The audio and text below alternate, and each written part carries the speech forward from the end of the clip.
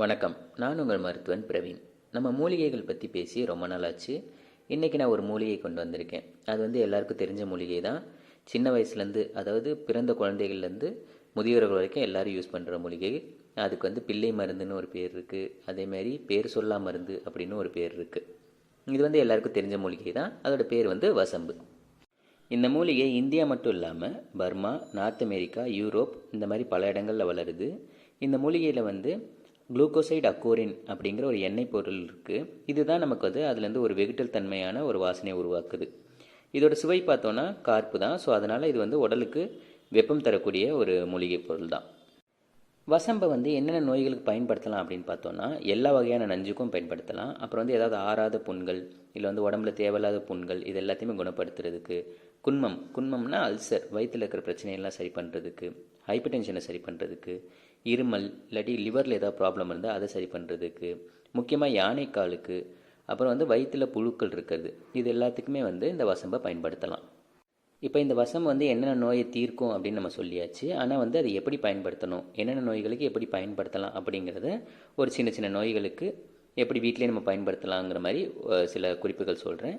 முதல்ல பார்த்தோன்னா திக்குவாய். அதாவது சிலருக்கு நாக்கு பிறழ்வு ஏற்பட்டு அதனால் வார்த்தைகள் கொஞ்சம் லேட்டாக வரும். அது திக்குவாயின்னு சொல்லுவாங்க. அதுக்கு என்ன பண்ணலான்னு பார்த்தோன்னா, இந்த வசம்பை தேனில் குழச்சி ஒரு சின்ன அளவுக்கு ஒரு பிஞ்சு அளவு எடுத்து அது தேனில் குழச்சி காலையில் மட்டும் வெறும் வயிற்றில் சாப்பிட்டு வந்தோன்னா அந்த திக்குவாய் கொஞ்சம் கொஞ்சமாக தீர ஆரம்பிக்கும். அது மட்டும் இல்லாமல் அது கூடவே சரியாமை, அவங்களுக்கு ஏதாவது சரியாமை பிரச்சனை இருந்ததுன்னா, இல்லை வாயு, சின்ன சின்ன சொறி சிரங்கு, சின்ன ஏதாவது விஷத்தால் தோல் நோய் ஏதாவது குட்டியாக இருந்ததுன்னா, இல்லை கழிச்சல் அவங்களுக்கு இருந்ததுன்னா, வயிற்றில் ஒரு சத்தம் கேட்டே இருக்கும் பொறுமல், அது இருந்ததுன்னா இது எல்லாமே குணமாகும். அடுத்ததை பார்த்தோன்னா, குழந்தைகளுக்கு ஏதாவது பசியின்மை, அப்புறம் எது சாப்பிட்டாலும் செரிக்காமல், இல்லை சரி சாப்பிட்றதெல்லாம் செரிக்காமலே கழிச்சலாச்சு, இந்த மாதிரி பிரச்சனைகளுக்கெல்லாம் என்ன பண்ணலான்னு பார்த்தோன்னா, ஒரு பங்கு வசம்பு, அதுக்கு 10 பங்கு வெந்நீரை நல்லா காய்ச்சிட்டு அந்த வசம்பு மேலே ஊற்றி அதை ஊற வச்சிடணும். ஊற வச்சதுக்கப்புறம் அதுலேருந்து ஒரு 15 ml to 30 ml, அந்த எவ்வளோ இருக்குங்கிற பொறுத்து, அது அவங்களுக்கு ரொம்ப சிவியராக இருந்துச்சுன்னா 30 ml கொடுக்கலாம். இல்லை ஓரளவு கம்மியாக தான் இருக்குன்னா 50 ml அளவுக்கு கொடுக்கலாம். 15 ml கொடுத்தோன்னா அவங்களுக்கு அந்த கழிச்சல், சரியாமை, பசியின்மை இதெல்லாமே குறைஞ்சி வந்துடும்.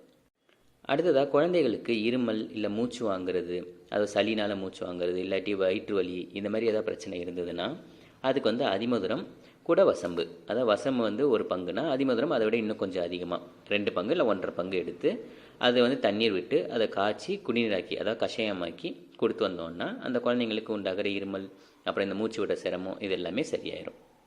குழந்தைகளுக்கு உண்டான இருமலுக்கு எல்லாம் நம்ம அந்த மாதிரி கஷாயம் கொடுத்தோம். பெரியவங்களும் அந்த மாதிரி கஷாயம் குடிக்கலாம். அது மட்டும் இல்லாமல் அவங்களுக்கு கஷாயத்தை விட வெறுமனே அந்த வசம்பை ஒரு சின்ன துண்டை வாயில் போட்டு சுவைச்சோனாலுமே அந்த தொண்டை கம்மல், இருமல்லாம் தீரும். என்ன, அது கொஞ்சம் கார்ப்புனால வாயில் எச்சில் ஊறுறது, இல்லை கொஞ்சம் காரமாக இருக்க மாதிரி இருக்கும், ஒரு மாதிரி வெகுட்டெல்லாம் இருக்கும். ஆனால் தொண்டை கம்மலும் இருமலும் நல்லாவே குணமடையும். அடுத்ததாக பார்த்தோன்னா, ரொம்ப நேரம் நடந்தாலோ இல்லை ரொம்ப நேரம் நிற்கிறதுனாலோ ஒரு குறிப்பிட்ட ஏஜுக்கு அப்புறம் முட்டி வீங்கிறதோ இல்லை வலியோ உண்டாகும். இந்த மாதிரி வலி இல்லை வீக்கத்துக்கு என்ன பண்ணலான்னு பார்த்தோன்னா, வசம்பை அரைச்சி அது கூட காய்ச்சி கட்டி, இல்லாட்டி பாக்கு, கொட்டைப்பாக்கு, இது ரெண்டில் ஏதாவது ஒன்று சேர்த்து அரைச்சி அதை பற்று மாதிரி போட்டோன்னா மூட்டு வலியும் சரி, அந்த வீக்கமும் சரி நல்லா வற்றி வரும். அடுத்ததாக பார்த்தோன்னா, இந்த முறை கிராமங்களில் பல இடங்களில் நீங்கள் பார்த்துருக்கலாம். சின்ன குழந்தைங்களுக்குலாம் இந்த முறையை பண்ணுவாங்க. அதாவது வசம்பை சுட்டு கறியாக்கி அதை பொடி பண்ணி தேங்காய் எண்ணெய் இல்லாட்டி விளக்கெண்ணெய், அந்த ஆமணக்கெண்ணெய் அதில் கலந்து அடி வயிற்றில் பூசுவாங்க.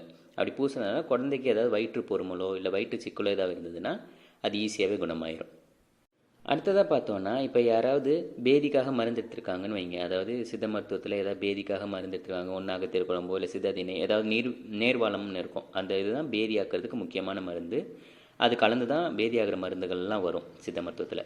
இப்போ அதை சாப்பிட்டு அவங்களுக்கு பேதி நிற்கலை, மோர் குடிக்க சொல்லுவாங்க. அப்படி குடிச்சும் நிற்கலை அப்படின்னா இந்த வசம்பை கருக்கி அதில் நீர் விட்டு கொஞ்சம் தண்ணி விட்டு அதை கஷாயம் மாதிரி ஆக்கி குடித்தாங்கன்னா உடனே அது பேதி கட்டுப்படும்.